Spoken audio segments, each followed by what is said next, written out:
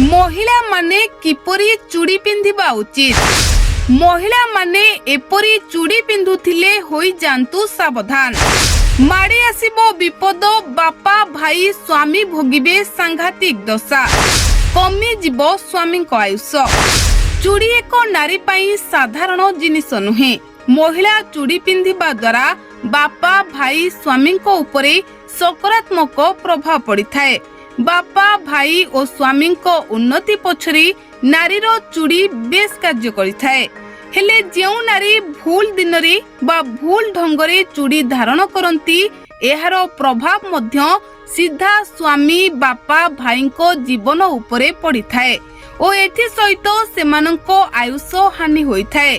जेउ चूड़ी स्वामीर मंगल करे सेही चूड़ी स्वामीर अमंगल मध्य करिथाए। तेबे डेरी न करी आसंतु जानिबा चूड़ी धारण करिबा पई केउ दिन सठिक दिन और किपरि चूड़ी धारण करिबा उचित होई थाए। महिला मानंको हातर सौंदर्य को अधिक सुंदर करिथाए चूड़ी। तेणु महिला माने जेतेबेले कोनोसी उत्सव रे जोग देबाको बाहरंती सेतेबेले महिला माने दिन बार समय न देखि चूड़ी बदलाई देई थांती।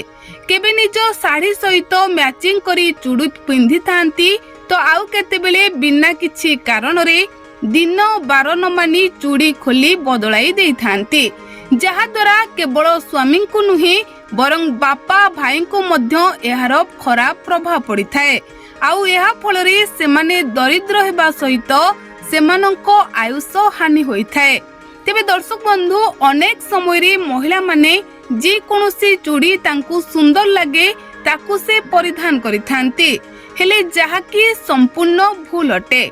विवाहित महिला माने बा सधवा महिला माने तंबार कोनोसी भी चूड़ी पिंधिबा अनुचित अटे एवं रूपार चूड़ी मध्य पिंधिबा अनुचित अटे। जदि सेतिकी आवश्यकता पड़े पूजा पार्वणी रे हेउ किंबा होम यज्ञ रे हेउ अबा ग्रह शांति निमंते हेउ जदि सेतिकी आवश्यक पड़े रूपार चूड़ी पिंधिबा पई किंबा रूपार कड़ा पिंधिबा पई अबा रूपार कंकण पिंधिबा पई जदि सेतिकी आवश्यक पड़े तेबे आपण गोटिए हाथ रे पिंधि परिबे।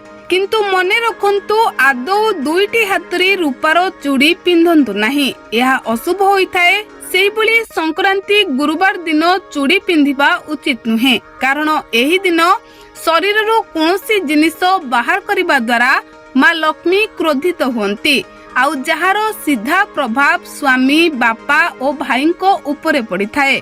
जदि कोनोसी कारणरू चूड़ी आपणकर टूटी जाए किंबा पिंधिबा समय टूटी जाए सेही चूड़ी को निजर पणतरे रखी ताकू 3 थर चुंबन देई कोनोसी एक जगह रे रखी दियंतु एवं परे सुविधा देखी सेही चूड़ी गुडी को पानी रे पकई दियंतु। भंगा चूड़ी को एणे तेणे जगह रे पकाइबा अशुभ होइथाए।